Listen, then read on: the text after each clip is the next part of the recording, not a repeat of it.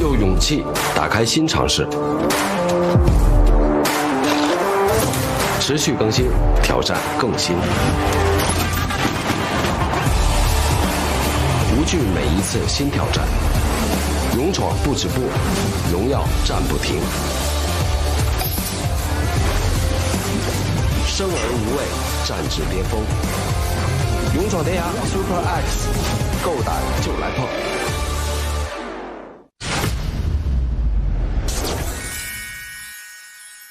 周少，好久不见，第3季第一次见就要说再见。上一季跟你一队胜率，这一季跟仙哥一队胜率控制不了，那么到底是谁的问题呢？周琦啊，上一季靠周柯宇，这一季靠张大仙。周琦啊，你说到底是谁的问题呢？我的问题，我赌奶，只要我压9折，就败率100%。那这次我还压9折。哎，压我们？你们是忘了训练赛被柯宇5杀支配的恐惧了吧？谁还没5杀过呀？战至巅峰正赛第一个5杀选手在此。哎，你们队除了周柯宇啥也不是，你们队那个发一路，好像还没和他对过线。你是真不记得，还是不敢提溥仪星的名字呀？你不敢提溥仪星的名字，是不是因为在脑力比拼的节目上面他是第1名，你是第7名？所以今天就告诉你，下一次和蒲老师对线的时候，不要没苦硬吃。不是没苦硬吃，是你们自找苦吃。电竞玩的是经济学，实名感谢科宇银行、阿普信用社、柯洁储蓄所的贡献。我们10分钟提一波啊！敢不敢把我1星给放出来？还10分钟一波，我一框框5个，把你们老超的框了。少给自己脸上贴金，谁搬你啊？不搬你们也打不了 BO5啊！万战英雄我都有3个，我说什么了吗？我可是单杀过张大仙的，小小688，拿捏拿捏。这种大话王啊，不管在哪儿看都是很嗨的。我身边也坐了2位经常放大话的狠话的选手，这不是大话了，这是狠话的选手了。但是现在我们镜头里面看到的就是第3季战至巅峰的冠军奖杯，它正在散发着光芒。究竟今天这座奖杯的主人是属于谁？是属于688，还是属于9折呢？这个答案得靠他们来告诉我们，因为目前的比分2比1，触发了我们这场总决赛 BO5 的第1个赛点。究竟是只有这1个赛点，还是会出现第2个赛点，把比赛打进巅峰对决？接下来压力就全部都在688这一边了。是，所以这场比赛我们还是要期待着，究竟来到第4局之后会出现什么样的阵容？因为刚刚其实在阵容分析的时候 ，Fly 已经说了嘛，刺痛在今天前3局比赛全部都预测的非常对，3板斧该有的都有，该拿的都拿，要赢的都能赢。但是好像第4局了，没怎么见过第4局。哎，第4局没怎么见过了。不知9折战队3板斧之后还会有更多的惊喜吗？因为我们之前其实看的更多的是 BO3 的赛制，2比1的2比0就没了。主要是 BO5 赛制直接3比0拿下了。BO5 的话，你看9折打快手，然后后面打 AG 打狼队全部都是3比0，也都没看到过第4把。对，终于我们在这一季战略巅峰看到第4把了。好，那么在第4局比赛开始之前，还是要强调一下，本节目由生而无畏的勇闯天涯 Super X 独家冠名播出，拉环开启决胜局，玄迈升级闯巅峰，小蓝瓶为超勇时刻碰杯。我们现在看到的是上一局和前面3局的英雄选择情况，根据全局 PP 的规则，前3局使用过的英雄本局将不能再选。如果688想要赢，就必须在这第4局比赛拿出展现自己的英雄池。9折战队想要不见到巅峰对决，以3比1的比分战胜688，以黑马之姿4连胜捧起冠军奖杯。9折老师连续3次战至巅峰夺冠的情况，那也要展现出自己的英雄池。老实说啊，我个人私心，虽然现在已经这个11点30多了，啊，马上我们就要隔天了。我其实觉得作为解说，我累一点没关系。巅峰对决，两位怎么看？我觉得平老师说的很对，因为巅峰对决是没有在任何 PP 的限制下拿出自己觉得自己最强的英雄进行去搭配，然后去打出这一把，那一把绝对是最精彩的。那我看足球就喜欢看点球大战，最直接的方式。我就不一样了啊！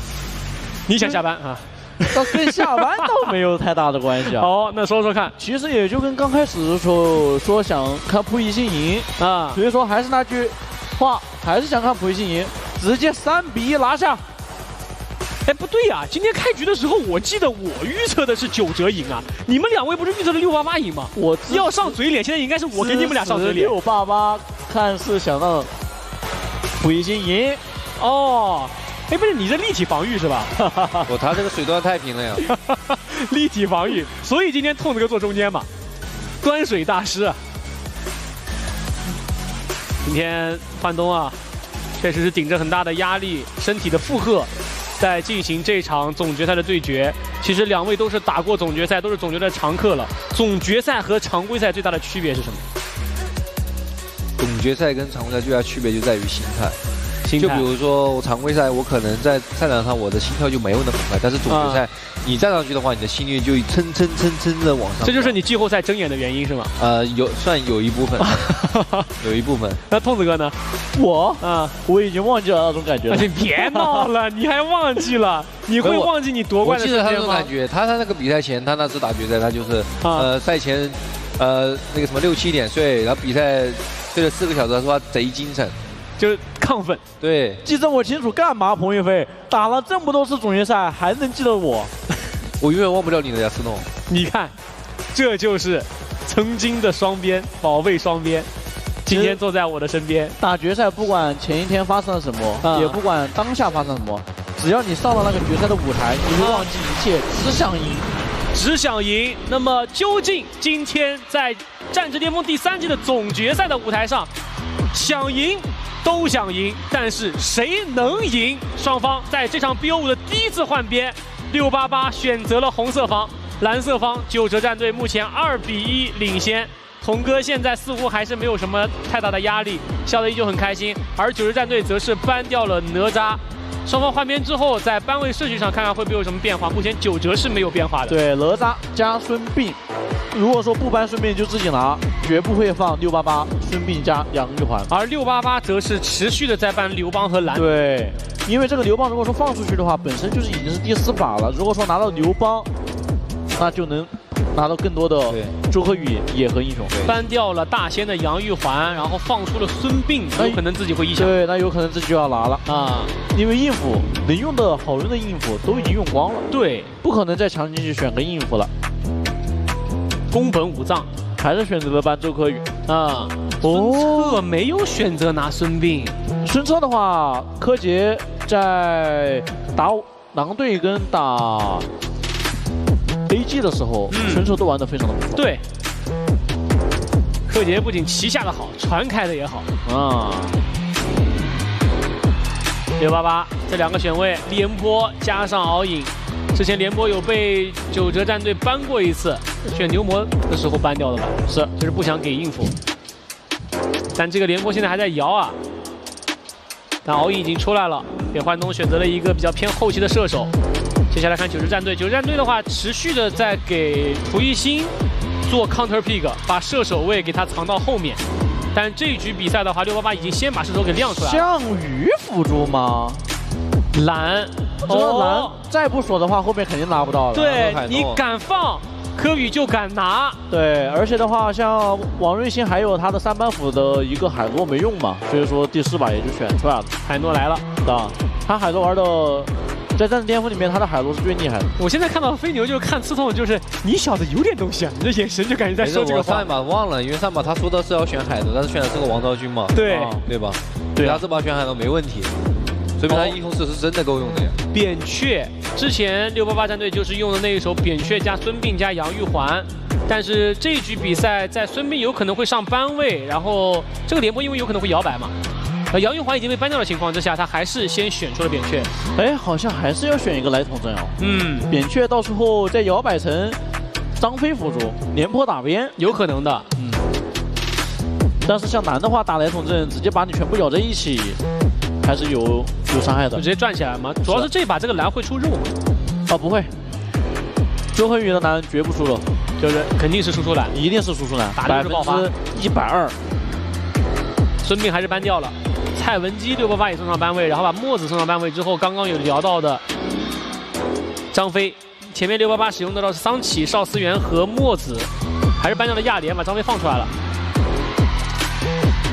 这个选张飞的话，会不会太笨重啊？这个阵容？哦，云鹰吗？云鹰没见过，选出了我们队闵健的招牌英雄。对，健哥不知道此时有没有在看这场比赛？他肯定在看啊，因为他输掉比赛之后，他很难受，非常难受。就那天打完之后，健哥的这个满头大汗。是，那天我给他上太大压力了。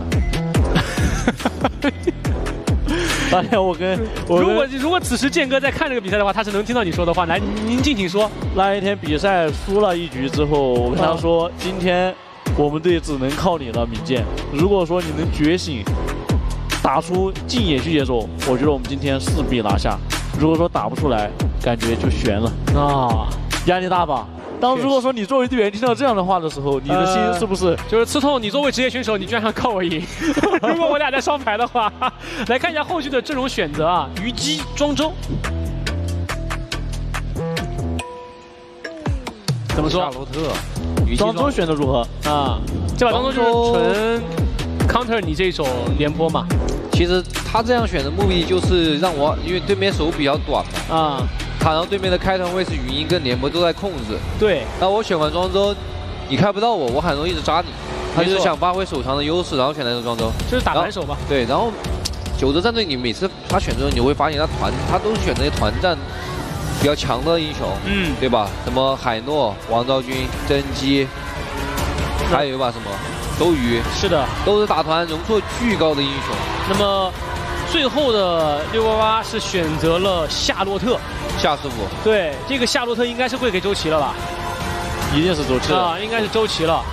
其实今天在这场比赛进行的过程当中，我也去留意了一些微博上的一些评论。其实很多人都期待着周琦今天在边路上的表现和发挥，尤其是站边上的发挥。所以这一局比赛，这个夏洛特，一会儿进游戏我们就可以看到，如果是周琦使用的话，还是非常令人期待的。夏洛特对孙策，而且周柯宇在连续被搬了3局蓝的情况之下，在这一局比赛终于拿到了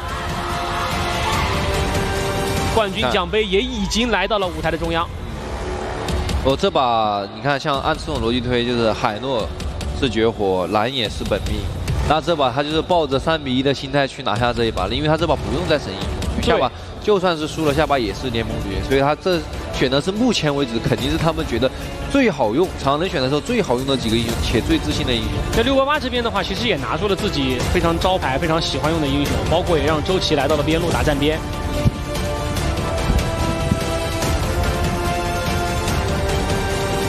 焕东这局比赛他使用到的是敖影，这个云鹰。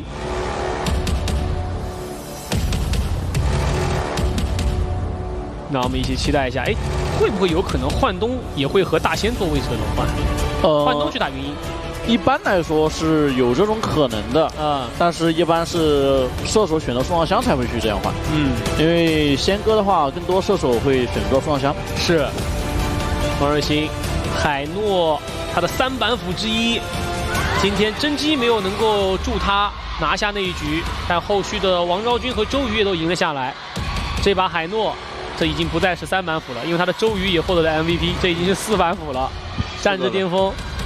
满了，一共4满了，够用了，铁点。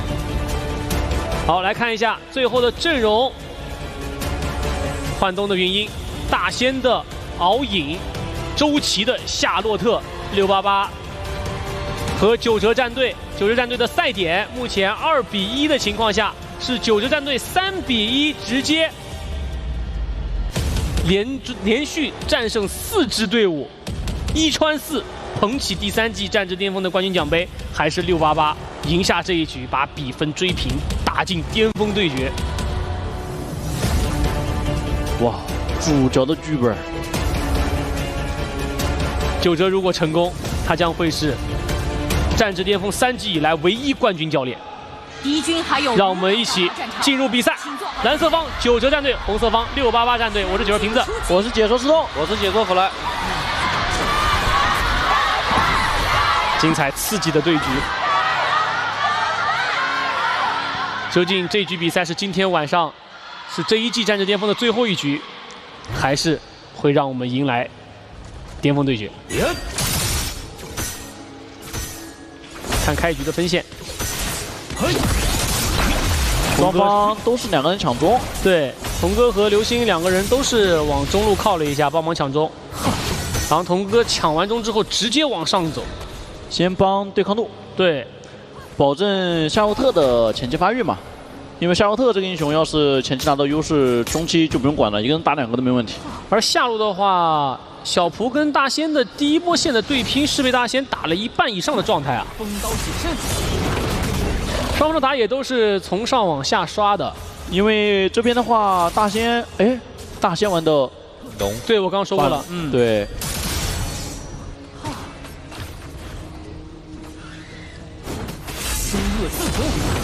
这把大仙拿到了龙的话，还是需要发育一下的。双方的发育路其实都是需要时间的，虞姬和敖影都是比较偏打后期的射手。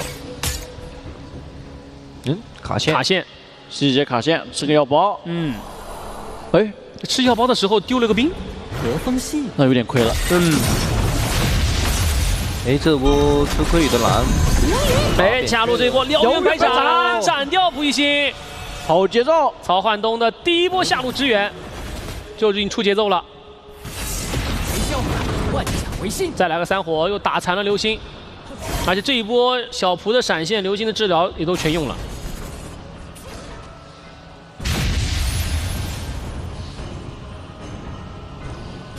中路这波线的争夺，冲锋去！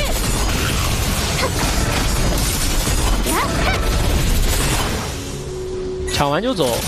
在下路已经打出绝对优势之后啊，看688这边接下来是往哪出招。因为在前面的2局比赛，我们看到了九哲战队都是在4分钟那波龙团，对，基本都在4分钟那波发生那个团战。那波团打完了之后，其实就完全倾向在了九哲战队这边了。2分半了，海洛往下路靠，帮发育路。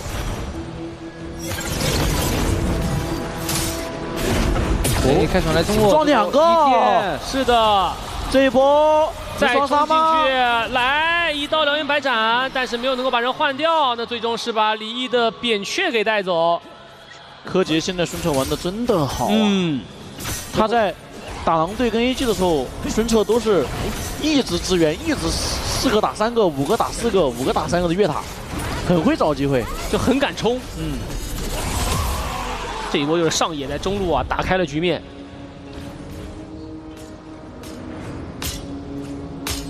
因为孙策选出来，其实他比夏洛特优秀的地方就在于他的支援效率高，是的，开团成本就1个大招，是的，一个是打对线，一个是打支援，对，而且他大招成功率高。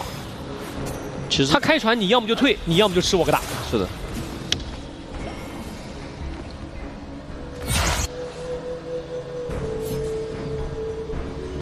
这波快到10分钟了，看这波同团两边怎么处理。这边，这主动上去了，那蓝也过来了，不过云也跟了过来，挡了个船，大招拉扯一下，但是燎原白斩斩不死。防御塔护盾消失，弩车出击。敖影在下路，大仙是叫来了童哥帮忙。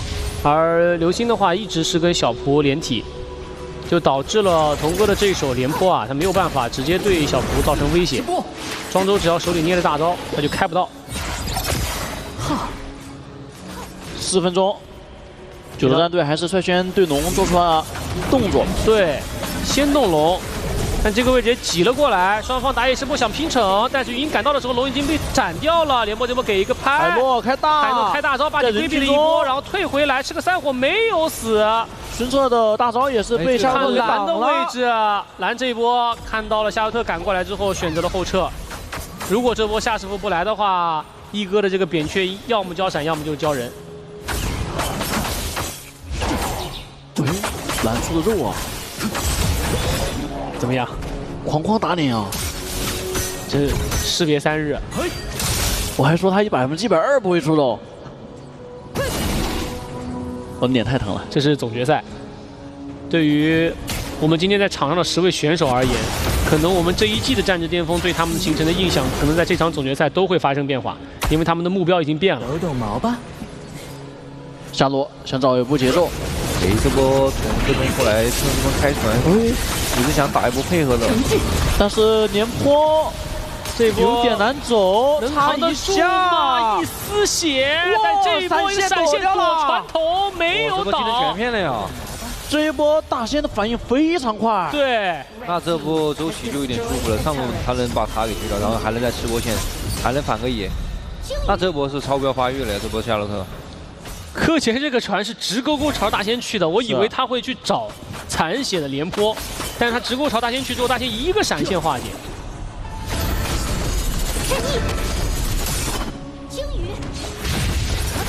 下路小推得被压了，这一波打完就没办法了，守不住了。下一塔被688拿到，上一塔的话688也已经推掉了。双边的1塔这一局比赛九哲战队处于下风。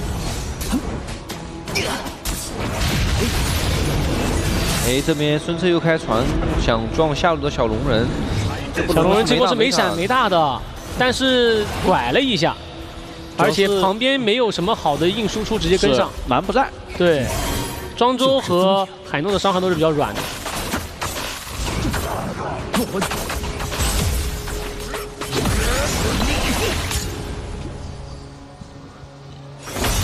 现在688就爆起来，因为九哲战队这个阵容有一个问题，就是他们的开团过于单一，只能靠柯洁开船上去开，而且最主要的是虞姬这个英雄还比较吃发育。对。然后海诺的话虽然有消耗能力，但是扁鹊如果装备起来了，续航也能够抬上来。虞姬的话，装备还得再出一个无尽，对，要不然打团没什么用。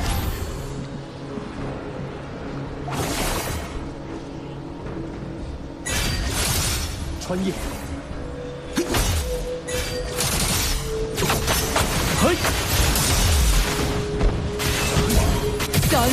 下路1打2，完了，抬起来，闪上去，虞姬有点难走。是的，大招踢开来，上去，我走掉了，对，后伤害不面够。蓝这个位置可以转吗？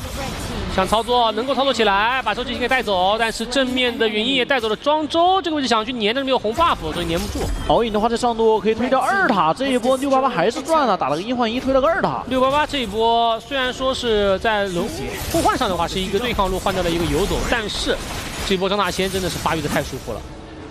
敖影上路一直带进去之后，还进到了野区去反小野。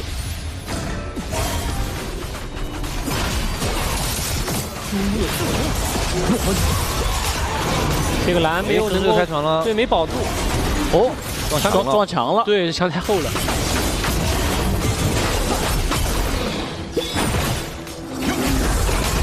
局面现在对于688来说还是很友好的，就是因为九哲战队他们虽然说有一个海诺有消耗，但是你消耗阵容打续航阵容还是难受的。而最主要的是周琦的话，这边玩的夏洛特可以把边线很好的处理掉。是的，因为这把中期的话，这波夏洛特他带线是有点无理的，因为两边的那个打野是出的肉嘛，对吧？没什么限制。然后左边的话，九哲战队这边怕是要早点出个制裁才行啊，没制裁挑战有点难打的。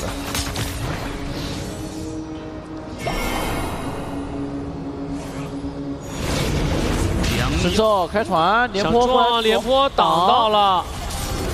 烈云汉，战役。这一波云鹰大招是空掉，没有能够开到人。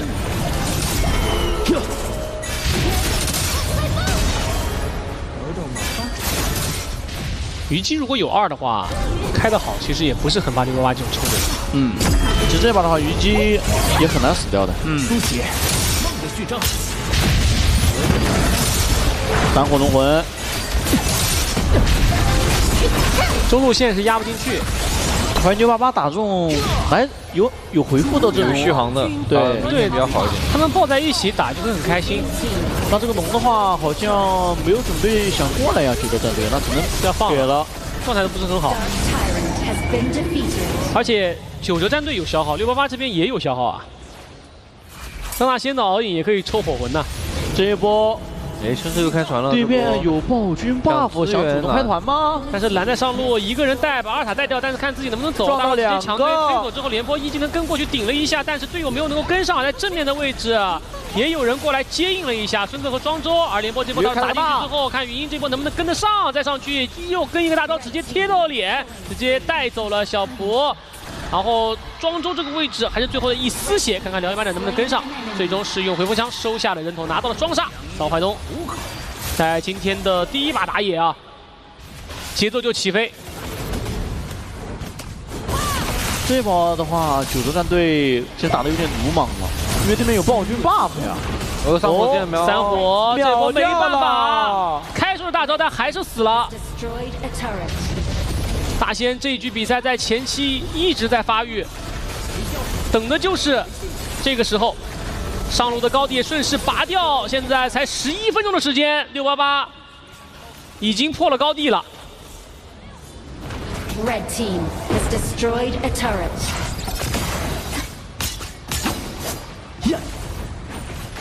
这边也是直接动主宰，回去拿龙。因为这条暴君的 buff 已经快要消失了，带着暴君 buff 打的时候会有羁绊，打龙会更慢。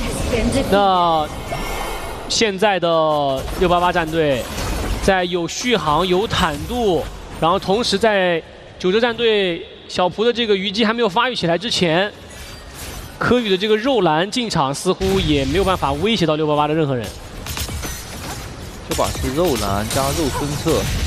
就没伤害嘛？他其实只有2个输出点，一个是海诺，一个是虞姬。对，但海诺已经等于是被李毅的这一手扁鹊给他替掉了嘛，他就是完全抵消掉了。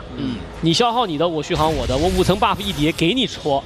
这边云烟的位置有点深，被连到了，好像不怕，也打不动。就想杀他有点困难，因为此时688抱得很紧，直打半途。你只要在另外一条边线队伍的落单人员打的话，我可以包过来。敖影交大是敖影没了大招，但正面这边直接往里挤，但夏洛特跟过来，直接一个闪现 A 到了脸上。但是虞姬这个位置伤害够吗？又是个轻功往下滑一下，但是伤害不够，没有能够切死周琦，自己反而倒下。哎呦，没戳死。是的，而大仙这个位置跟上去，但是开出了海诺大招，海诺还能够继续追击，再给一镖，打到了残血，再来。距离远了，完了，自己走不了了，追得太深了，最终是打了个平手。2环2，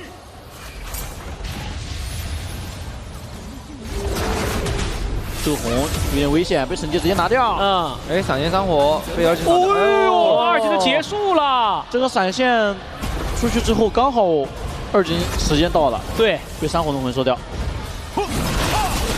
这样小蒲一倒。中路的防御塔，688顺势破掉，曹桓东做出了破军云鹰，燎原白斩上直接秒人的。这是兵线已经进到了水晶里面，殊死一搏，强行防守能守住吗？看周柯宇了，有到2个，但是没有伤害，是肉蓝，肉蓝能扛住吗？还在转，小旋风周柯宇。但是自己最终还是倒下了，强行守住了这一波，把幻东和李毅留在了高地。又打了波2换2，但是下路高地有点难守，敖影还在。3高全破，688选择了后撤。海洛直接把高地修起来了，但是超级兵还是有了。是的。海洛的机制可以修塔，但是如果你防御塔掉了，尤其是高级塔掉了，超级兵判定的话还是有的。这把其实柯洁没那么好打，能够挡船的人有点多。都是肉。对。战坦英雄都可以挡船。三途の川を照らす炎よ。再开龙，龙的话上路漏了3个，那这龙要不了了。好，小普已经有破晓了，很关键。前面他打不动啊。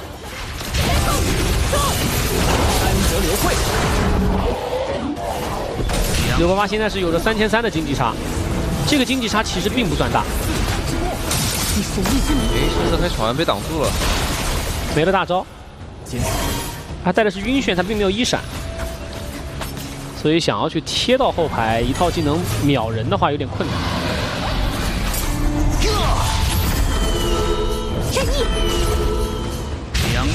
688想求战，但是现在90战队不出来跟你打，中路的话是有波线进去了。对。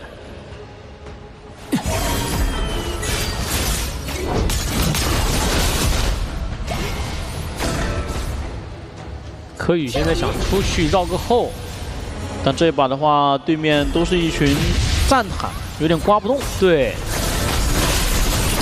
但同样的，他是个肉蓝嘛。那688这边如果张大仙被逼出了大招，没有了输出环境，他也能赚很久。对，主要是敖影这个英雄也不怕难。嗯。就现在看有没有人逼出大仙的大招，还是比较难的。要看周奎的蓝能不能突进到脸上，还有可能把这个大招避开。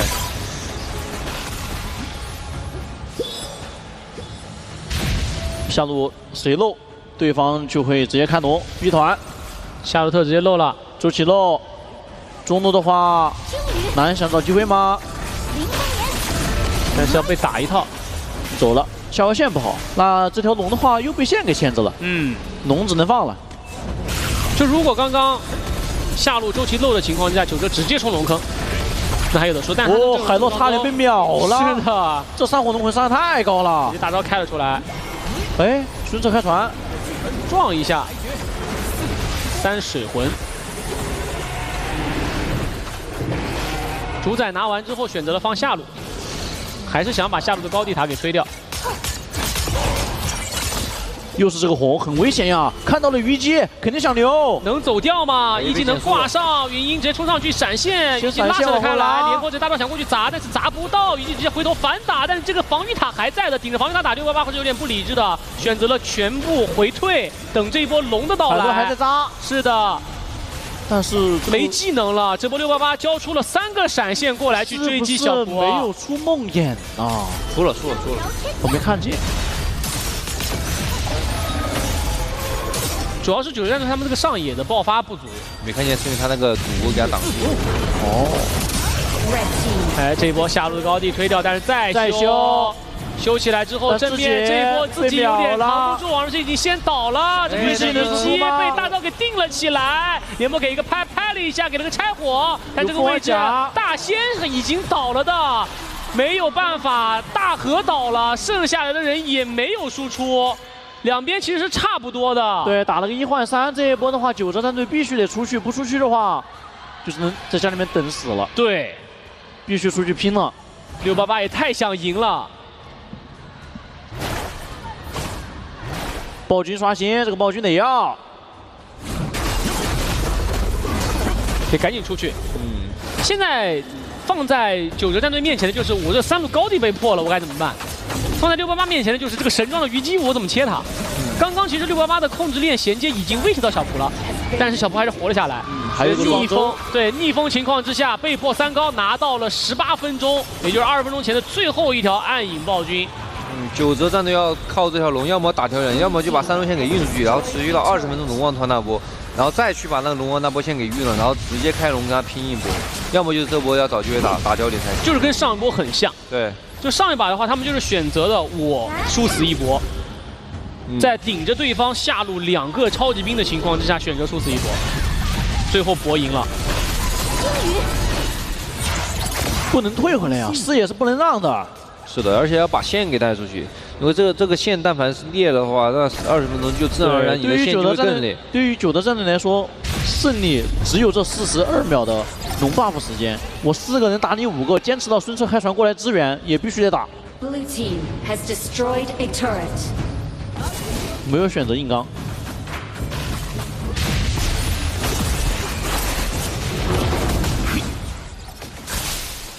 看来是要准备等风暴龙王了。但现在688也不着急，他3路的高地塔全在，90战队全都不在，所以他完全可以利用远端线的优势来运。这个龙的话，不管你是刷在上半图还是下半图，对于688来说都是远端线优势，都是优势龙。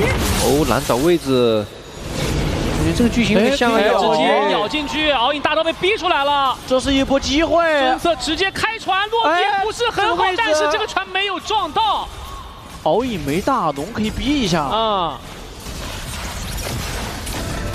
哎，这边还在埋伏。但是没人摸龙啊，要被包夹。虞姬的位置刚刚很靠前，这一波。蓝的大招已经好了，可以找机会，能咬到。咬吗？回去周琦找了。下路的兵线依旧不好，现在90战队得考虑回家。注意看语音的位置啊，语音去带语音想偷家，正面想留人，688不想让这5个人回去。对，兵线拿手了。语音已经把下线给带好了，看幻东。幻东想偷家，但是已经回去了。这波兵线带进去了，但是还得退，回去打龙。望远星。 688的话，这个阵容打龙还是有点快的，视野有点难挤，已经1半血了。这时候想出去硬挤这条龙吗？撞3个人冲进去，一技能再打一波，虞姬已经赶到了，最终还是被敖影拿到了。敖影飞龙踩点抢龙，而柯野这个位置已经先倒了，李毅也阵亡。这个位置虞姬疯狂输出，但是打不到该打的人呐，全被前排的廉颇给吸收了。但是还是被收掉了，还是倒了。 这个位置回头闪现天连点一波，被3火龙会换掉了。是的，没办法，大仙死之前还是拖走了蒲熠星。剩下海诺，海诺一个人要守2个。曹焕东这波过来，看能不能打得过。大招一开，直接带走王瑞星，一波团灭9折战队。22分钟的时间，让我们恭喜688 2比2打平，进入巅峰对决。真的是战至巅峰，巅峰对决。所以最后一把感觉越来越扑朔迷离了，这都选最强阵容，最后一把就看谁更好的去发挥这个阵容的特性了。是的，你在战至巅峰的总决赛的现场，你如果不用一场巅峰对决来宣布冠军奖杯的归属，多少会留下那么一点遗憾。是。第3季了，战至巅峰的总决赛。 打到了巅峰对决，这个 BGM 响起来了，已经是我们的裁判已经来到了舞台中央，他的背后就是这一季战至巅峰的总冠军奖杯。接下来，2支队伍的主教练即将上台，给他们的时间不多，只有3分钟的时间准备巅峰对决的阵容。而巅峰对决的规则，如果您是第一次看王者荣耀的比赛的话，巅峰对决的规则就是双方彼此都不知道对方会选择什么样的英雄，一切都是盲选。 并且在英雄的选择上是可以重复的，就是可能是5个一样的英雄打5个一样的英雄。没错。那这样的话，688就可以选他的来统阵了。因为今天杨玉环、孙膑一直在备班，是孙白杨、扁鹊那一套组合。 接下来，两边的教练将会上场来进行选边。因为9折战队率先进入了赛点，拿到了赛点，所以他可以优先选边。而688的主教练张大仙，他要被迫选边。接下来我们就要看一下今天的4局比赛，只有1次换边。9折战队在红色方打了3把，选择了蓝色方，选择了蓝色方。 因为是巅峰对决，我不需要在 BP 上再去研究你，而直接选择有优势的蓝色方。没错，而张大仙则被迫选择红色方，作为选手兼教练。此时此刻，他要和他的4位队友一起决定巅峰对决的阵容，而9折教练将会和他的5位队员们一起决定这场巅峰对决的阵容究竟会是什么。那大胆的猜测一下，3分钟的倒计时给了他们，同样也给了。 在座的2位阵容会怎么选？ 688，孙白杨扁鹊，剩下来的随便。是吧？孙白杨扁鹊还差个什么位置啊？射手，射手啊，龙人，射手的话就是小龙人，公孙离，狄仁杰，好。那688呢？倒计时已经开始了。那9个战队呢？9个战队呢？战队，我们先从3板斧开始。对，2个3板斧，你觉得他中单跟辅助选哪板斧？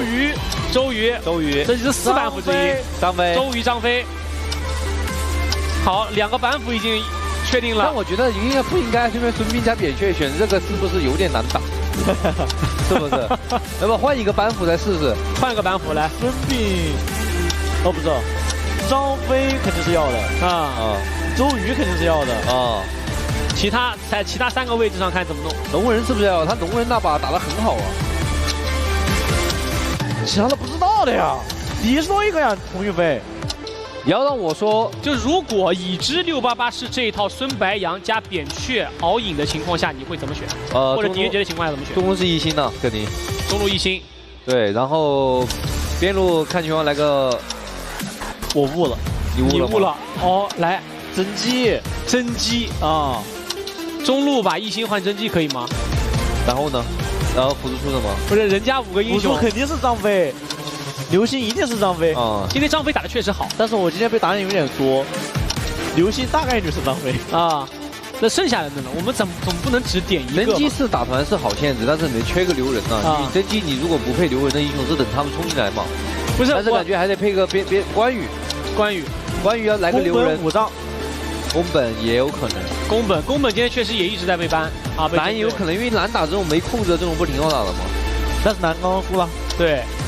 宫本武藏是可以完全限制回复的。蓝刚刚输了，周慧宇说我就不该出肉，就得输。刘邦有再来一把蓝，刘邦有可能。哦，刘邦蓝，哎，刘邦宫本。哎，你看他们抱在一起了，肯定就说，哎，这把肯定他们有多少有点联动。还有不到1分钟的时间了，如果我身边的2位现在上去要做巅峰对决的阵容，要是688的对手到现在还没有把阵容给的弄全呀，剩下来的几个位置得抓紧时间了。主要是不是我的队员，是我的队员1秒钟直接给你说出来。不过这个版本，因为战至巅峰会涉及到很多选手们的英雄池和他们自己擅长的，以及破招的问题，而且688你不知道他今天到底是不是会使用，还有最后的30秒钟的时间，确定阵容，填好表格，就要把战至巅峰我们这一次总决赛巅峰对决的阵容提交给裁判了，不可以修改。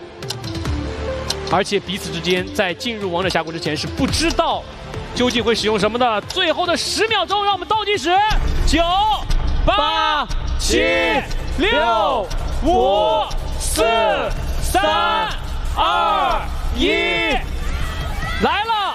巅峰对决阵容提交，究竟战至巅峰第3季的冠军奖杯会花落谁家？究竟2支队伍的教练688的张大仙和九哲战队的九哲会给我们带来这一个版本什么样的巅峰对决的阵容？即将揭晓。柯宇站起来，带着他的队员。这是柯宇距离战至巅峰冠军奖杯最近的一次。3届元老就差1局，而688作为第3季战至巅峰的新军，他们一上来似乎就已经成为了夺冠大热、夺冠种子。在张大仙的带领之下，和张大仙身后的整个 XYG 的战队的队员们的支持之下，这支688一路过关斩将，他们一路打进决赛。就只差最后一步，就差一步，似乎一直都没有队伍能够在张大仙面前，在688面前讨到好处。但是有一支队伍他们一直都没有打过，它就是九哲战队，而这支队伍和他们会师在了总决赛的舞台。当时在俱乐部对抗赛的时候，688就下战书给了九哲战队，但是阴错阳差，九哲战队并没有下战书给到他们。以至于2支队伍错过了那一次的交手，而那一次的交手就已经来到了今天。从头至尾，从战至巅峰最早到战至巅峰第3季的最后一天，的最后一局的巅峰对决，为的就是镜头当中的这一座发着光芒的冠军奖杯。在巅峰对决到来之前，我们还是要听一听今天我们群星荟萃的评论席有什么想说的。好的，巅峰对决他还是来了，我们恭喜688战队拿下了第4局比赛的胜利，双方2比2直接来到我们巅峰对决。刚刚也看到两边都提交了阵容了，不过我们现在还看不到双方选择的阵容，他们也不知道对手选择的阵容是什么，因为巅峰对决的赛制就是盲选，同时呢这一局也不能搬英雄了，所以就看一下大家到底是怎么去准备的了。我说3、2、1，大家可以去亮一下我们在巅峰对决预测的战队。好，3、2、1。哇，现在是我1v4了，平衡了一下。是的，因为我觉得就是虽然说九哲战队他在第4局比赛失利了，但是刚刚我们也看到了巅峰对决前的这个选边，因为九哲战队他先进赛点嘛，先进赛点就可以保一个巅峰对决的选边，他选择了蓝色方，然后我觉得他在巅峰对决的话，蓝色方发育路上打得也会更加舒服一些。对，无畏怎么看刚刚的第4局呢？第4局的话，就是688这边就是开掏战力了。你像曹万东的云鹰，大家都知道很厉害。然后大仙就也是一个全能补位选手，就他会为了队伍去选择他去玩什么位置。然后像周琦就是玩他的绝活夏洛特这种英雄，所以说688就是上一把就是把自己的底都掏出来了，那就看这把是会延续上一把这个位置去玩的话，还是说还有其他科研的东西了，很期待。是腾哥，为什么看好688呢？问住了，腾哥说这点我一般已经。我觉得那个九哲是吗？九哲战队。九哲战队已经拿了2次冠军了，我觉得这个竞技比赛呀，一家独大不是什么好事儿。哎，是，所以说期待一手。688战队是对吧？因为他们这一次确实在我们战士巅峰第3季的舞台上，整体的实力也是非常超群的嘛。蜜姐呢？我觉得大仙就是队伍会给我们各种各样的可能性，从位置然后到英雄的选择，就感觉会更加的有意思。我是反正跟无畏一样，我们一战到底。是的，那新哥呢？我觉得现在688从人员上。走的分路有调整之后，我觉得效果出奇的好。你刚才跟我说你要选九哲战队，我一瞬间改变了，可以吗？可以。好，那我们现在就来预测一下哈，到了这个巅峰对决之后，我们先来看一下第4局的这个赛后的数据。对，因为我们刚刚也在猜，说打到巅峰对决之后，688战队还会不会延续大家现在看到的第4局他们的这个人员位置的分配，对吧？你看到。周琦他走到了一个对抗路，无畏也说到了他的这个手夏洛特，包括他有一手亚莲，都有可能会在巅峰对决出，如果他走到对抗路的话。然后包括我们也看到了像张彤哥，他去走到了一个游走的位置。那曹焕东的云鹰真的是飞起来了，是的，26.2的输出真的非常高。对，云鹰也是他的战力英雄了哈。他在去水赛的时候，当时就使用的云鹰，然后来到我们今天总决赛非常关键的第4局把比分扳平的这一局，也是使用到了自己的战力云鹰。其实这一局688战队赢的还是有一些惊险的，特别是他们在推水晶推了2次都没推下来的时候，我们已经有一点担心会不会复刻前面的剧本了。还好，恭喜曹涵东，云鹰拿到了 MVP。现在真的就看一下双方这个巅峰对决选择的这种阵容是什么了。我也可以跟大家分享一下哈，一般这种巅峰对决的时候，是不是还是会拿自己在今天比赛当中手感比较好的或者获胜的英雄？一般的话就是会选择自己战力，或者就是版本流行的。但我觉得九哲战队的话，肯定会选择一个战力嘛，像刘邦。对刘邦，然后周黑翼的野合，然后选一个刘邦去搭配野合，然后中路的话选王瑞欣擅长的海诺或者王昭君，两个应该2选1。然后下路双人组的话，应该就是廉颇加敖乙，因为这2个组合的话，容错率很高，然后到后期也好打。688的话就不好预测了，因为太多可能了。对。如果说688战队去延续他们在这一局的一个分路，我们刚刚也是简单的讨论了一下他们可能会存在的英雄选择。比如我觉得大仙这一局的all in打得也非常的亮眼哈，他有可能也会延续去选择到这个all in。那我们这个巅峰对决射手可能会出现all in打all in，对吧？然后我们说到这个毅哥今天的一星，吴伟，你刚刚怎么解读他那个动作的？对，好像刚才听到他的口吻，他说他要框5个，活灵活现要框5个，是就看一下了。然后包括我们也分析到了，像曹焕东如果还是要走到打野位置，那多半也是一个原因了。但是我觉得如果我们都能猜到的话，那可能九哲教练也能猜到。对，就看他怎么去见招拆招。没关系，反正没有 BP。对，就大家都拿出最强的阵容来，然后已经打到决赛了，然后就好好比赛。是的，我觉得像蒲熠星这边大概率也是一个all in。刚刚吴伟也分析了嘛，因为像今天他拿到all in也赢了，包括其实我觉得这一季九哲战队他们走的还是比较坎坷的。在半决赛有非常亮眼的一个表现，然后今天来到总决赛，他们也是先拿到赛点的一支队伍，但是在第4局呢是被688战队给比分扳平追回来了。对，688战队这边的话，一直以来是不是打训练赛胜率就比较高啊，星哥？是的，他们胜率很高啊。对，所以我觉得就是这一场比赛，在我们赛前预测他们的这种战况实力就有点均衡、有点接近的时候，就打到了这种最精彩的巅峰对决。腾哥打到巅峰对决了，最期待什么呢？期待风暴龙王不要上班。我最期待5个对位的英雄是一模一样的。哦，你想看镜像？纯看，纯看手法。 PPL 有过，是吧？好像有过，应该是在21年的春季赛。对，21年春，就当时很流行的一套阵容就是大乔加公孙离这一套。乔离下路很强，然后中路是火舞啊，打野是镜，边路就是看当时版本流行什么版。边路就是这样的，就是会去适应一些版本，像这版本就比较孤单，对吧，星哥？孤单。是，然后我们分析就是在这一次的巅峰对决，因为我们战神巅峰第3季的舞台上，我们选手们还是打出了自己非常多的高光的表现嘛，包括也有一些自己的战力的英雄，还有自己平时会更加熟悉的英雄。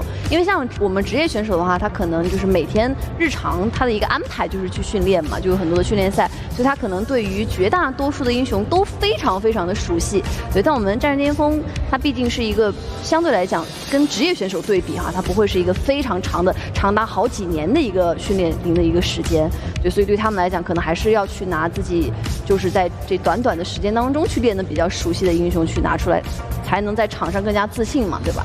在这种时候，蜜姐觉得巅峰对决在心态上有什么需要去把握的吗？就因为就一局就决定总冠军是谁了，你觉得呢？我觉得已经到最后一局巅峰对决了，其实输赢已经不重要了，要享受赛场，享受赛场。对，对，今天其实我们会发现，两支队伍一上来，我觉得九哲战队在今天一开始是呈现的更加着急一些的，但是后来的话慢慢调整好了嘛。好的，那本局的语音会方也准备好了，让我们一起来听听看吧。给我奶撞打，等等来了，靠我位置，靠我位置，来了，靠我，无敌了，老铁。我卡住他们3个位置了，给我奶撞他，辅助跟着我，收到。能来吗？又被他挡了。在。哎，看一下射手。来，可以抱他。哎，他飞了，走了。来打呀！再打。哎，来，看我，我没血了，我上不了了。扎，可以打，还可以打。能打吗？能打，能打，我打没到的。哎，看我，看一下。我没 ，OK， 漂亮 ，OK 啦。好，欢迎回来，马上就要进行的是巅峰对决，究竟这一局比赛谁能够获得？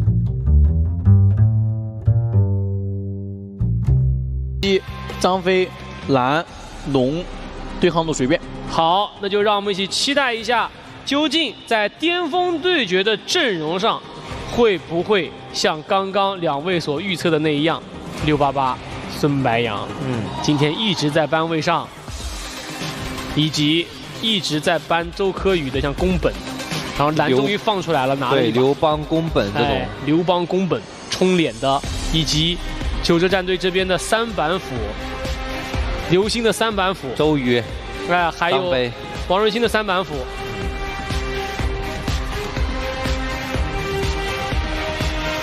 对于毅哥和童哥来说啊，这确实不容易。但是刚刚我也有碰到焕东，焕东说，真的在今天的这赛场上，这前4把已经给他打出汗了。我说打出汗就好，回去身体就好了。但是第5局比赛还得赢下来。九哲战队这边，柯洁老师，刚刚我们也有碰到他，柯宇刚刚还有在问飞牛是吧？有没有什么？支一招，支一招，支一招。哎，他们下来的时候阵容就已经选完了呀。但还是得支一招啊，牛仔。我给你支一招啊。没有，我就下来给他加了个油。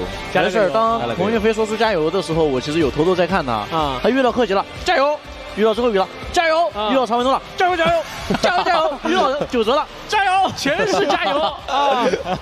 突出一个端水，一碗水完全端平。还是希望2支队伍给我们能够带来一场精彩的巅峰对决。童哥，哎呀，童哥也开始保温杯了。毕竟现在已经过了12点了，马上就要12点半了。哇哦！就是在电竞的赛场上啊，它就有这样的感染力。只要你坐在这儿，跟你自己打游戏是完全不一样的。你总有不能输的理由，就会这样感染着你，推动你向前。不管在哪，来吧，要出阵容了，阵容即将出现。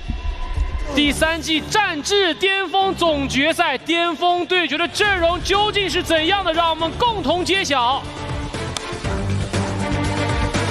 来看一看，对抗路刘邦、亚联。九哲战队的刘邦一直在被688搬，那就是刘邦加宫本打野位置，宫本武藏加上哪吒，而且哪吒也是从第1把开始就以选代班，后面就一直在搬，不给大仙。国服哪吒是的，中路的位置甄姬对抗王昭君。啊，辅助大概率应该是张飞。今天第1把就是这样的对阵啊，真的。敖影打鲁班7号，鲁班7号今天第1把也是曹怀东使用，但很可惜没有能够赢下来。但敖影今天帮助大家赢下了一局。又是墨子加鲁班7号，而此时刘星的张飞也选了出来。688战队选择的阵容，他的下路双人组和中路的位置整体都是跟第1把一样的，王昭君、鲁班7号和墨子。但是在打野和上路的位置上是选择了哪吒打野和亚联。对，这一把的话，亚联大概率是周琦的。对，而九哲战队的话，他们选择的阵容在下路的位置，敖影和张飞，以及像他们今天第1把虽然没有赢，但是玩的还是相当不错的那把甄姬，是成为了巅峰对决的下半图。但是宫本武藏是今天柯宇一直都拿不到手的，是一直在被搬的，包括刘邦，刘邦也一直在被搬。没有像我们所预料的那样，688拿出孙白杨的那一套吃分的奶桶阵。可能他们也会想九哲战队会有所应对，对，因为那套阵容一旦被克制就完不了了。对，像宫本武藏这种英雄，是啊，锁到就杀，你回不上来。加个刘邦锁过去，确实难受。对，他两边的，你看这个上野啊，都对敌方的后排压力巨大。他们打这几把就发现，哎，只要谁把我的切位把你的射手给切掉，那我的射手我的那个输出空间肯定就好。对，所以他们肯定这个上野就是按这个逻辑去排的。好，巅峰对决阵容已出，我们来看召唤师技能，刘邦带的是终结，而在刘星手中的张飞带的是治疗术，剩下来看688这边是4个闪现带1个惩击，来吧，双方2比2，在蓝色方的是九哲战队，在红色方的是688战队，第3季战至巅峰，究竟冠军花落谁家？这场巅峰对决，让我们共同见证。进入比赛，蓝色方9支战队，红色方688战队。我是本场解说瓶子，我是本场解说石头，我是本场解说弗兰。全军出击！来看一下开局，下路敖影，他在面对到墨子和鲁班7号的时候是很难打的。是的，前面要稍微抗下压。对。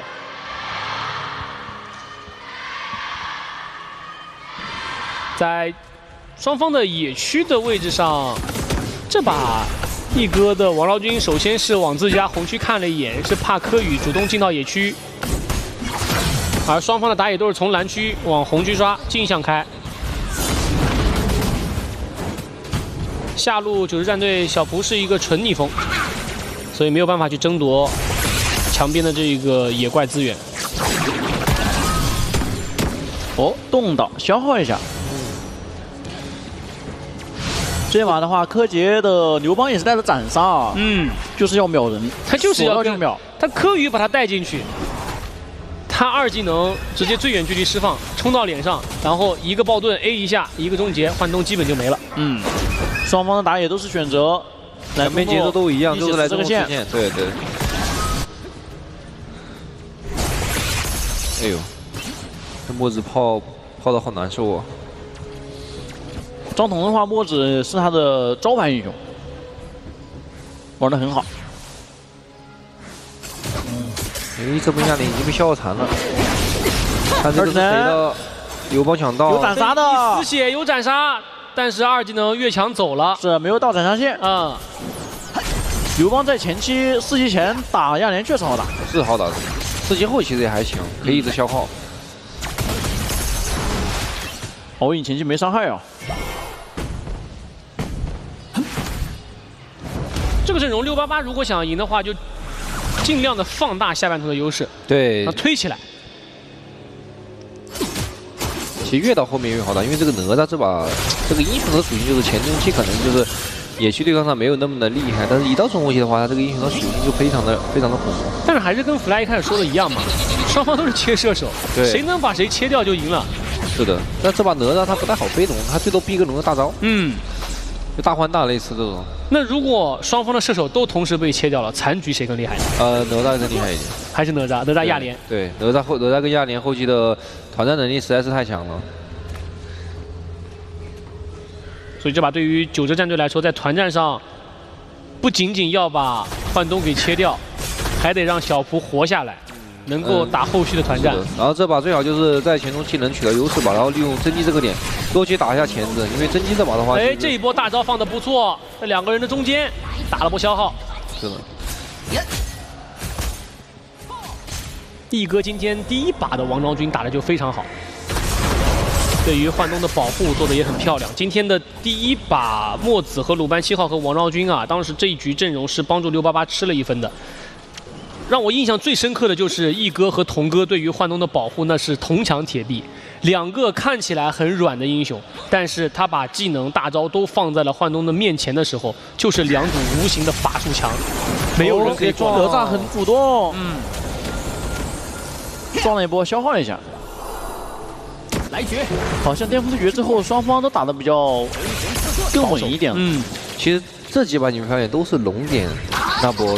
对，开始大规模的团战，对，前期都是小碰小招，因为他们的开局都有点类似，开局总会有人去看一个 buff， 你知道吗？就双方对于自己的半片野区的保护做得很。这一波宫本武藏上去消耗了一下，但是龙刷新的这个节点，周慧宇的蓝 buff 刷新了。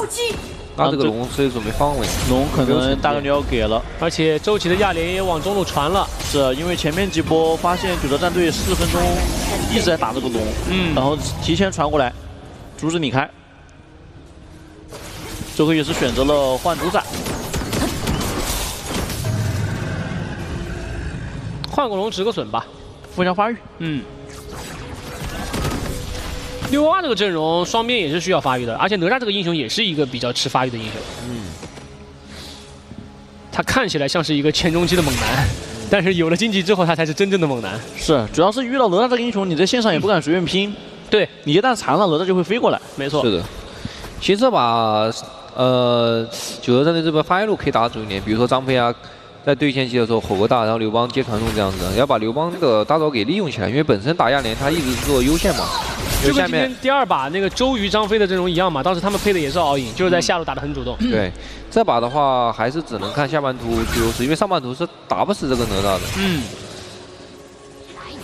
再找机会，王仁勋准备蹲一波，但是甄姬和周瑜的强度又不一样了，在前期。是的，周瑜的话它的功能性不一样，周瑜是为了打伤害推塔嘛，然后把那个地形给封住嘛。那甄姬的英雄是一个又有办法又有控制的英雄，然后他这把还有个刘邦，如果是把人冻住接个大闪的话，刘邦直接落下来也是可以打出一套康波链的。对，控制链打好就能秒。这波想在下路施压，但是龙兵已经提前被幻东给清掉了，所以导致瑞星这边也扑了个空。哎，这波集合蓝 buff 又被反了，这一波清中线有点慢了。这个蓝有点难要，对 B 位置了，那只能放了。走过去看一眼，拼个城，拼了一下，然后退回来。哎，张飞回到了，对，哪吒的位置有起火打大仙，没有人可以接他了。那一血要爆发了，被周可宇拿到一血。这一波应该是没有沟通好，因为队友都已经撤了。对，人都已经走了。加野男，这波要不要对蓝区发起一个进攻？加野男得赶紧拿，要不然要被反。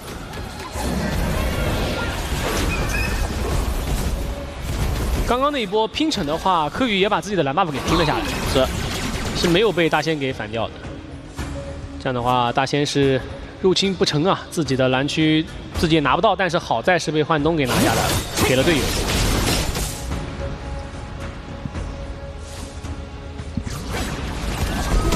哎，这边冻住了，这一波控制链跟上去闪现逼了出来，看龙一个闪现山火，再被山火打到了塔上。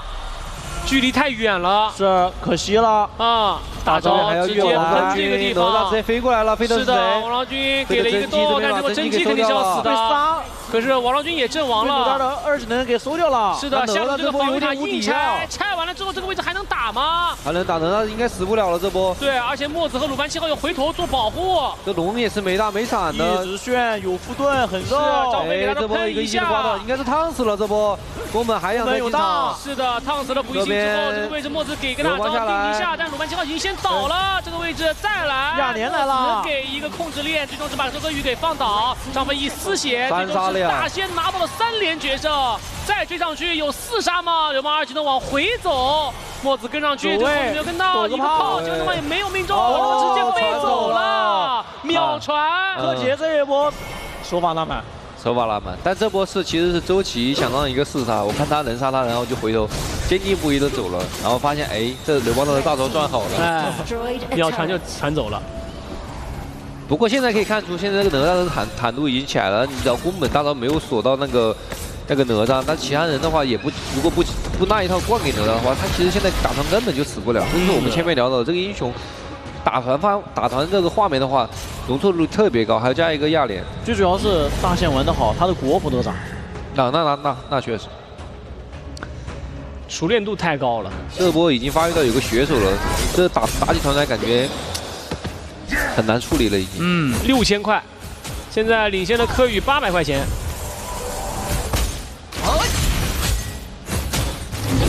看能不能从其他的点身上找个突破口，就是说，比如对面的这个发育路啊，或者中单要找一波这种康波链，张飞加刘邦的话去大到一个对方的后排上，打出这样的康波才行。打进去一波，但是墨子这个大招还可以定到了2个人，最终把柯宇给带走，而柯洁这个位置也没有能够回去。失血抢千龙是准备飞进去的样子，要补出说，直接大招往回喷了。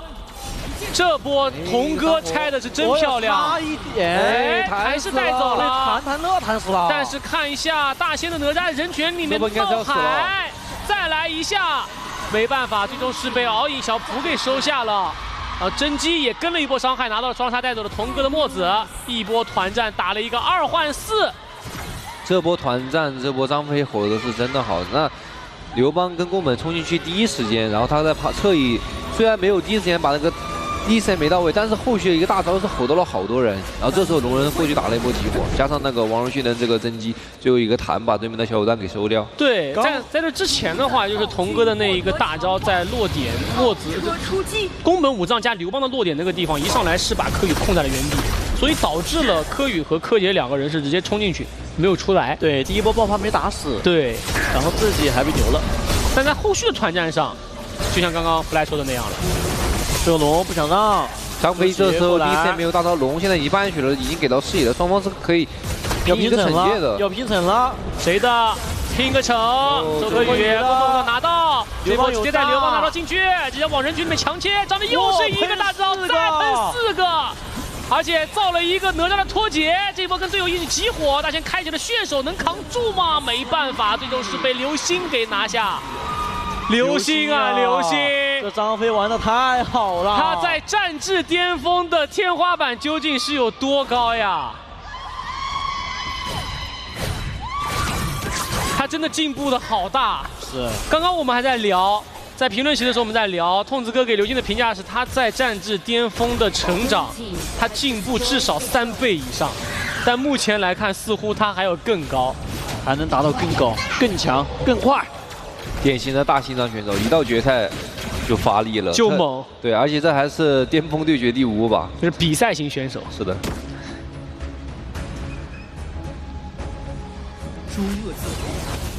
中路这波线靠了过来，但鲁班7号和墨子和王昭君都在，这个防御塔是能守的。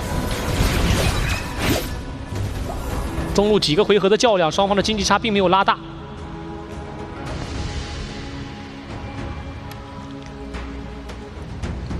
目前在688面前立着的就是刘星这座大山，这个张飞怎么办？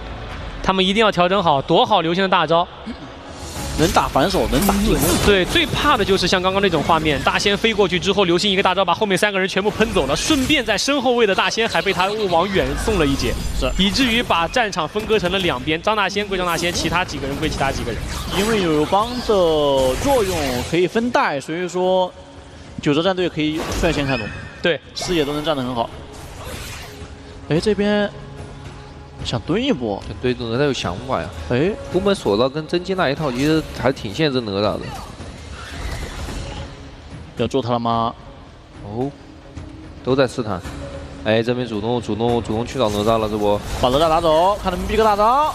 这波只能回头撞了，一到是的，没办法，这波是一个5抓1，看能飞走吗？队友这波再过来接，但是亚莲还在下路啊，还有脚法，是的，还能跑，还能翻猫。这波还有个小野怪，但是距离太远了，最终是被拿下。中路还想继续扭，但是这波得走啊，走不了了，感觉要出事了呀！最后一下墨子给了一炮，死之前保了一下幻动的后撤，但是蒲熠星并不想让幻动走，大招想往人群里拍，回头了，走了，冷静了下来。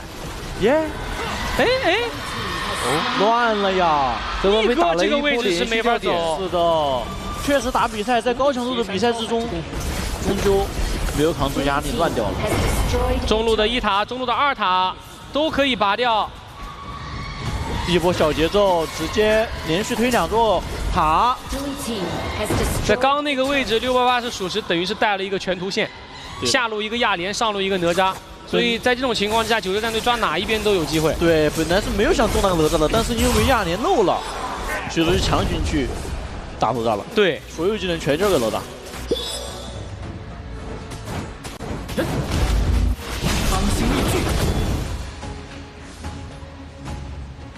暴君也要刷新了，所以说也不开主宰了，准备开暴君吗？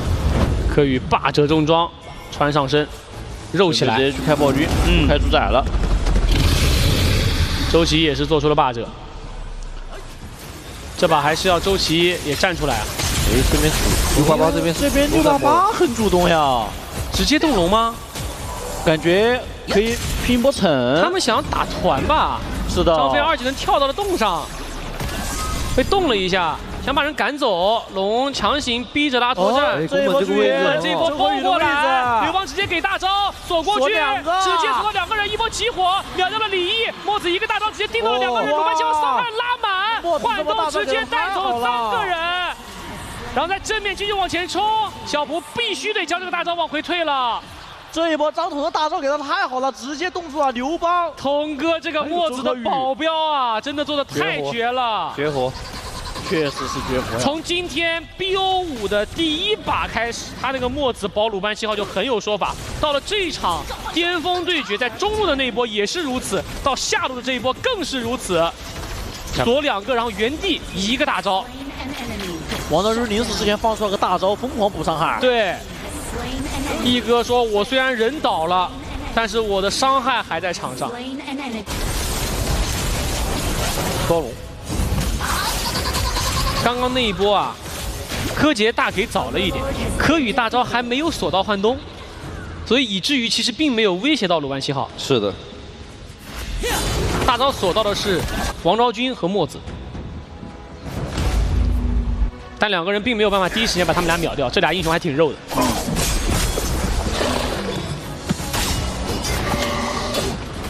就还是李毅和童哥站在了幻东的左右，去保护他。现在的话，双方都是相等的经济，就看一波团了，不像刚刚一边倒了。嗯。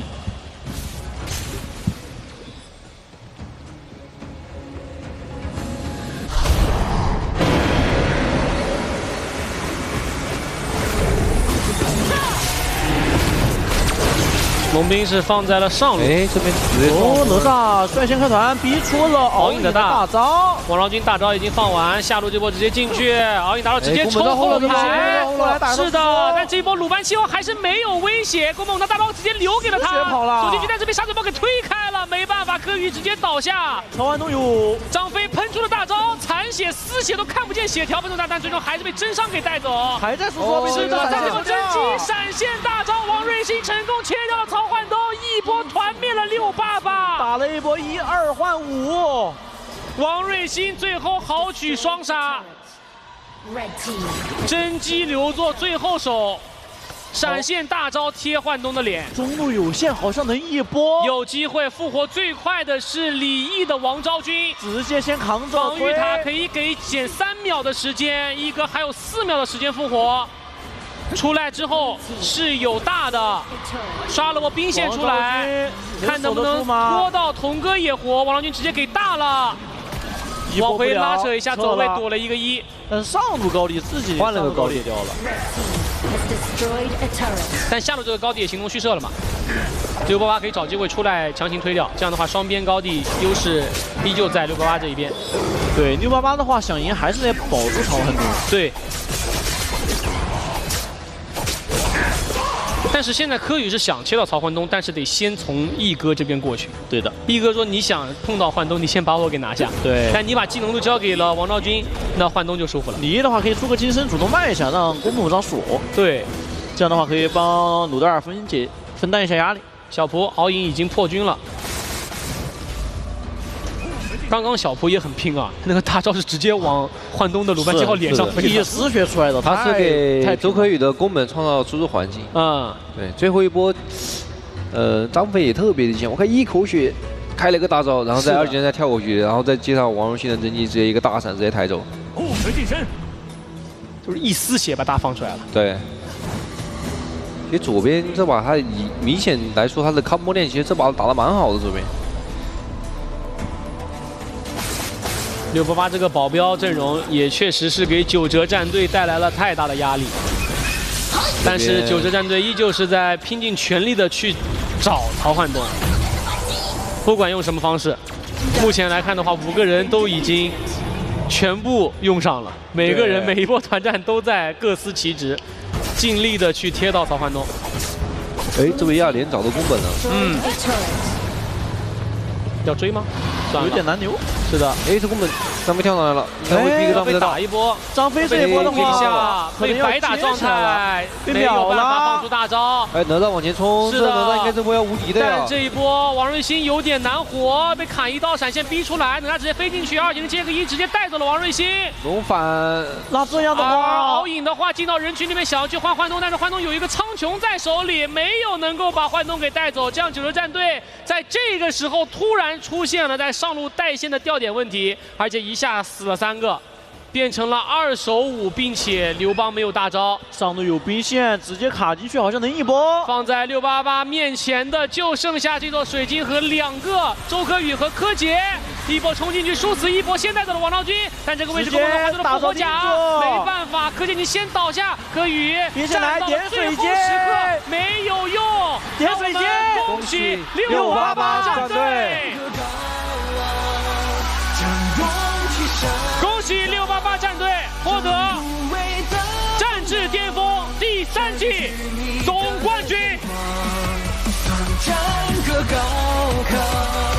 这是一支新军688，你可能通过认识大仙知道688，但我相信这一季的战至巅峰这一支队伍，他们从我们第一次见面的那一刻起，他就被冠以了很多的光环，这都是大仙所带来的光环。但是此时此刻，这一座冠军奖杯绝不是大仙一人所为，而是他们5个人齐心协力，最终才能够站到这里，才能够让我们看到能够战胜9哲，战胜这一支曾经在第1季和第2季连续2季成功夺冠的战至巅峰的冠军教头张大仙。他在这一季的战至巅峰身上有太多的不易，他是选手也是教练，他要和很多的人沟通，去让688变得更强，让他们变得更稳定。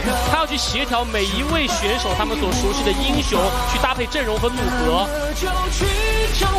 今天他们终于成功了。但是对于9哲战队来说，尤其是对于柯宇来说，我觉得就像曼德拉说的一样啊，人生最大的荣耀不在于从不跌倒，而是在于每一次的跌倒后都能够再次爬起来。这是我最欣赏柯宇的一点。3季的战至巅峰，柯宇他终于站到了决赛，和对手战至巅峰。今天的这个赛场有冠军，但是没有输家。目前镜头里面的2支队伍的10名选手，你们都是最好的，都是最棒的，你们都是这一季战至巅峰最强的。这就是电竞的魅力，它总能够把我们汇聚到一起，总能够把曾经似乎看似彼此陌生不同领域的人拉到一起，团结到一起。这也是战至巅峰带给我们的很多故事和精神。今天这场比赛从开头，我们似乎觉得688要势如破竹了，一场极大的翻盘。但是没想到9哲战队连追2局，但是688也没有气馁，他们在第4局把比分拖进了巅峰对决。是的，兔子，好像你这支阵容又被打脸了呀。那688，你那个胜败呀？他们赢了，他们就是冠军。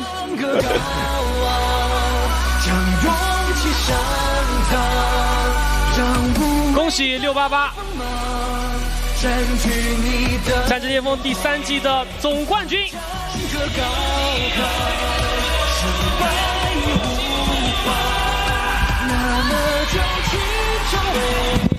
叫做希望的光，向前方路照亮。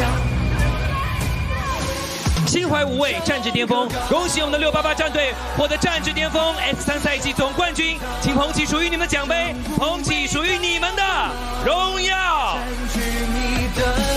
我们再次恭喜688战队获得战至巅峰 S3赛季总冠军。叫做希望的光，向前方路照亮。也让我们一同面向我们的观众，深深的鞠上一躬，感谢他们一路以来的支持。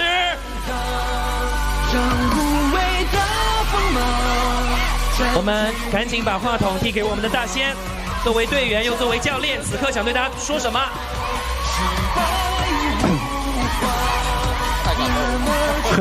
很激动，因为对手确实打得我们就是意料之外，能感觉到大家都是特别花了时间在努力。非常值得尊敬的对手，我们同样把掌声送给九哲教练的九哲战队，非常值得尊敬的强大的对手。是的，能看到就是大家都练得很有系统，他没有说像打路人局一样的，因为你真的很难找突破口去一定能逮到一个突破口，然后感觉大家的熟练度跟体系都打得挺好的，然后特别是九哲，在第3把还是第4把，我基本上 BP 都拆穿了，就是我说我要拿什么他就搬什么啊，然后把我们搞得有点懵了，然后我特别感谢一直支持我们688的粉丝们。然后大家说想看金色的雨，但是这下的是紫色的雨，有点小遗憾。有金色的啊，家人们。好，再次谢谢大家的支持，然后能参加战至巅峰，也感谢节目组，还有怎么说啊，这个官方。感谢，对，真的感谢，给我们这个舞台，让我们尽情的展现自己。谢谢，恭喜大仙一哥，此刻想对大家说什么？来。其实怎么说呢？我觉得付出总有回报。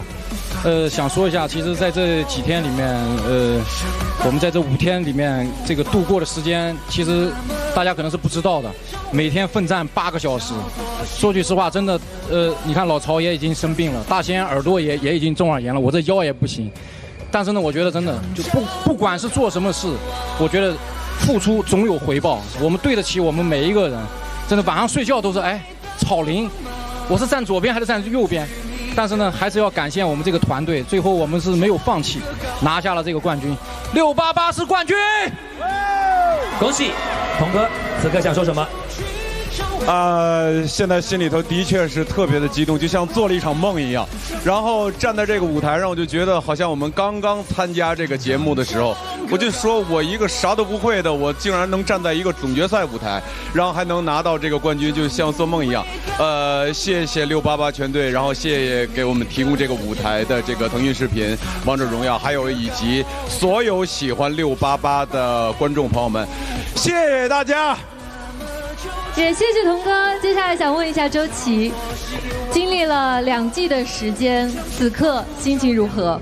此刻呀，今天失误还蛮多的，然后但是结果是好的，就想说几个字吧，我们是冠军！接下来最后想问一下曹焕东，有没有什么话想要对你身旁亦师亦友，又像队友又像家人的朋友们说的？我只能说，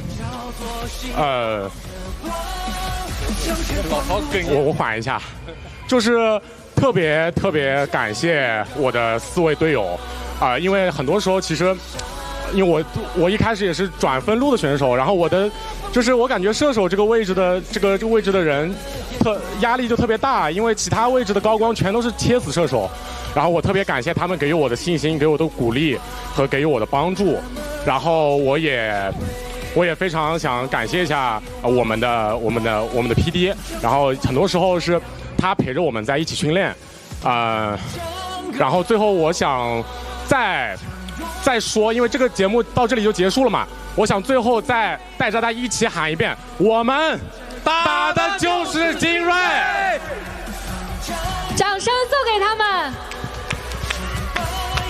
请5位转身面向大屏，可以看到经过我们几个月的付出和努力，终于以我们的战至巅峰第3季总冠军的姿态站在了我们的勇闯天涯的舞台上，希望可以好好的记住这一刻，享受电竞的热血与拼搏，在这个舞台和节目当中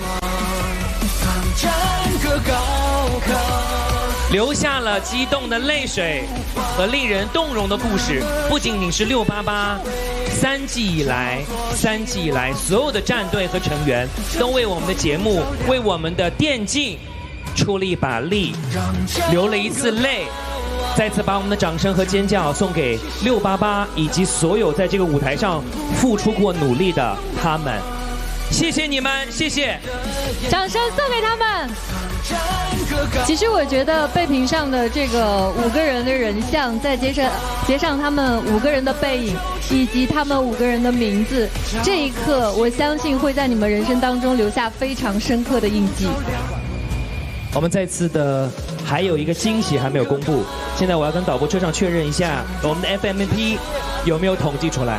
来，我们的 FMVP， 请看大屏幕。恭喜688张大仙获得战至巅峰第3季 FMVP。接下来我们用热烈的掌声邀请 KPL 王者荣耀职业联赛负责人黄成先生上台为我们的 FMVP 颁奖，并送上由勇闯天涯 Super X 为 FMVP 准备的勇闯天涯冠军庆功酒。拉环开启，全麦升级，一路陪伴我们的勇闯天涯 Super X， 将与每一位勇者同行，庆祝每一次的胜利，探索无限的潜能。有请。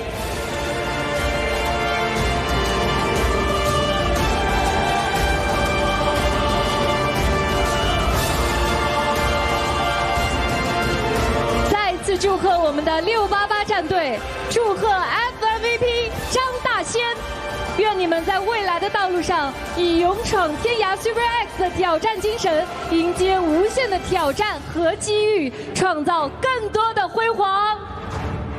邀请各位面向前方合影留念。再次恭喜我们的688，也再次感谢我们的黄成先生。有请落座休息。此刻邀请我们的 FMVP 大仙再为我们说几句此刻的感受。埋在这里，不好意思。这个 FMVP 给到我还是特别激动的，我已经不能正常说话了。但我觉得其实按数据来说，其实就是我的队友给我做了很多支撑。就比如说，本来打野位应该是曹万东老师的，是吧？曹万东老师他也是被迫转去射手了。然后我们看到射手鲁班打得非常好。还有我们周琦本来原本也是打对抗路的，后来发现他这个桑雷神玩得特别溜。你要说，然后我们的毅哥基本上只要是比赛，他的王昭君动得都非常有灵性。我们的童哥经常在我们这个逆风的时候，输了一小局的时候，给了我们很多精神鼓舞。所以说这个 FMVP 感谢4位队友对我的支持。然后我能拿到这个 FMVP， 我当然还是很开心的。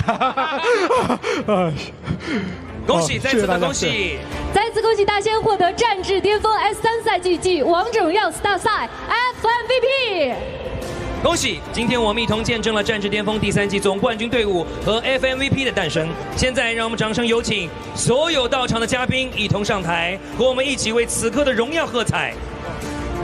我们感谢所有今天到场的嘉宾们，也感谢我们3季以来所有为我们战至巅峰付出过努力的战队和战队的选手们。我们再次用掌声欢迎他们的代表，有请。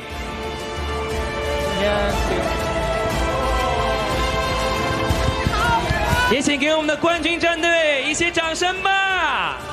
还有你们的拥抱和称赞。感谢来到我们战至巅峰第3季的所有选手和嘉宾，感谢我们 KPL 的教练和选手们，感谢陪伴我们一路走来的观众朋友们，我们共同创造了一场精彩绝伦的旅程。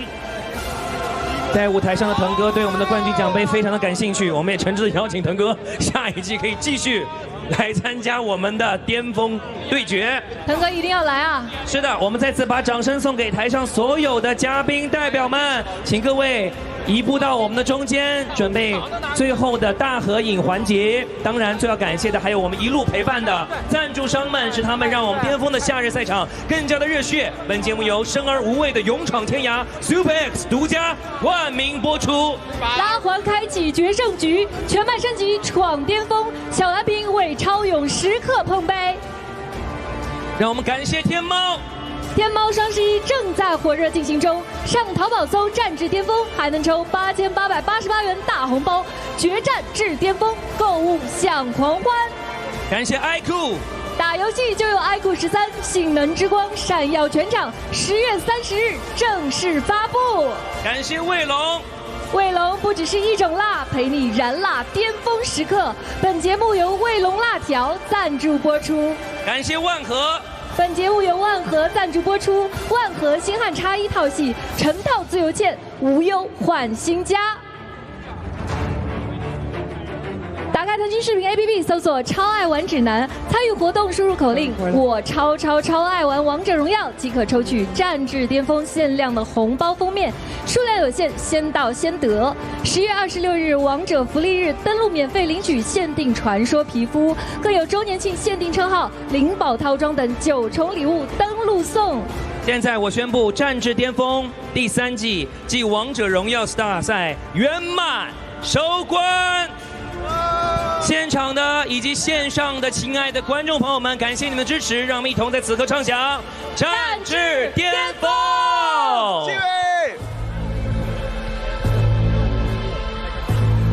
几位，我把生命当一场竞技，别说不唱。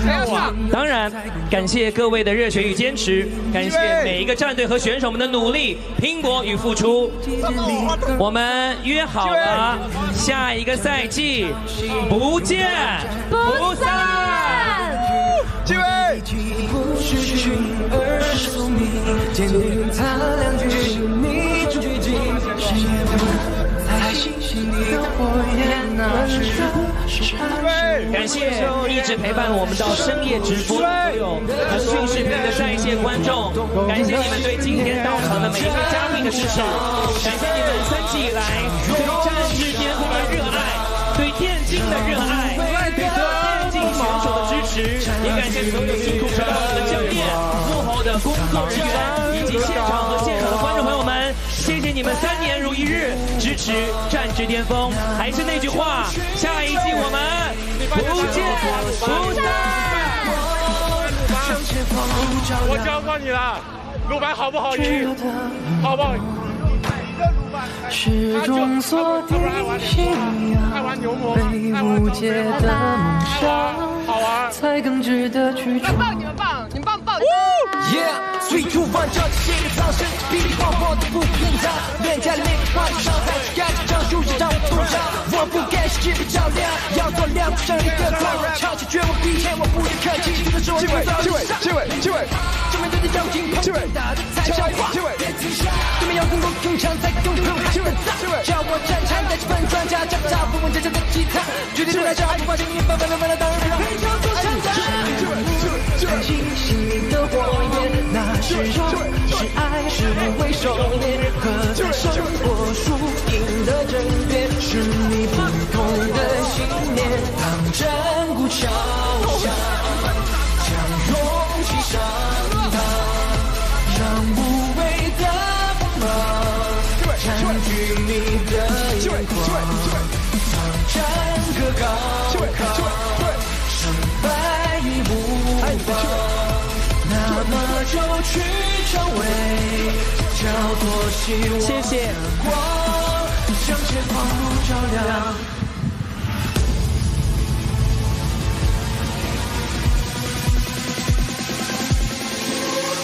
让战歌高昂，将勇气上膛，让无畏的锋芒占据你的眼眶，当战歌高亢，胜败已无妨，那么就去成为叫做希望的光，向前方路照亮。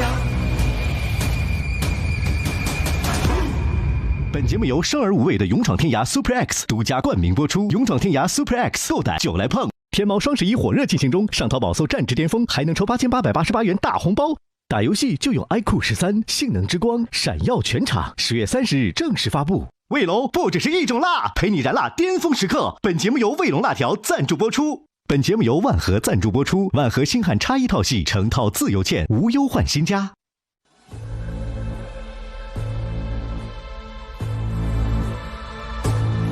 我把生命当一场竞技，对手不强劲，游戏才够有趣。开局不理你，放出击，正和博弈，待博弈，集结力横扫千军。没人可以将热血浇熄，用高昂战役贯彻无所畏惧。我的底气不是虚名，而是宿命，坚定擦亮决心，逆转绝境，谁也不能猜熄心里的火焰，那是热，是爱，是无畏狩猎，何才胜过输赢的争辩？是你不懂的信念。当战鼓敲响，将勇气上当，让无畏的锋芒占据你的眼眶。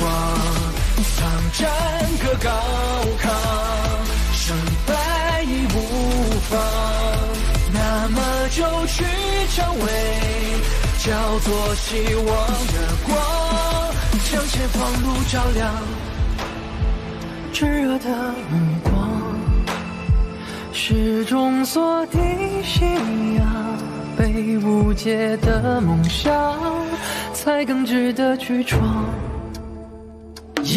腾讯视频 TV 版，极光 TV 同步播出，大屏观看，畅快。关注腾讯视频 SVIP 微信公众号，领取 SVIP 优惠，点击播放框下讨论区，在加油站为他加把劲。关注腾讯视频 VIP 微信公众号，可参与抽会员哦。前往微信发现游戏，进入王者荣耀游戏圈，发表战至巅峰专属高光视频，瓜分现金奖励。刷微博进入战至巅峰话题页，参与战至巅峰红黑榜互动，选出你心中的红黑榜成员。更多精彩内容尽在新浪娱乐微博综艺新浪综艺，上知乎搜战至巅峰和知乎答主热聊节目话题。感谢让每一程更有趣的丽丽城，一起心怀无畏战至巅峰。感谢独家社交媒体平台微博对本节目的大力支持。感谢新浪娱乐、微博娱乐、微博综艺、新浪综艺、微博电竞、虎扑、环球在线、太日报、影视聚焦、眼客、一只鱼、智鱼、新浪新闻、百度百科、百度 App、北京微云文化传播有限公司、北京奇思博众文化传媒有限公司对本节目的大力支持。上微博参与勇闯战至巅峰2创竞赛活动，就有机会获得惊喜福利。向前方路照亮。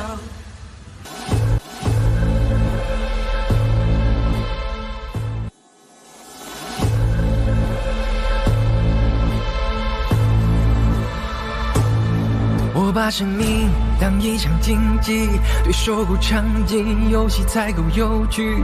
开局不理你，放出击，正和博弈，待博弈，集结力横扫千军。没人可以将热血浇熄，用高昂战役贯彻无所畏惧。我的底气不是虚名，而是宿命，坚定擦亮决心，逆转绝境，谁也不能猜熄心里的火焰，那是热，是爱，是无畏狩猎，何才胜过输赢的争辩？是你不懂的信念。当战鼓敲响，将勇气上当，让无畏的锋芒占据你的眼眶。当战歌高亢，胜败已无妨，那么就去成为叫做希望的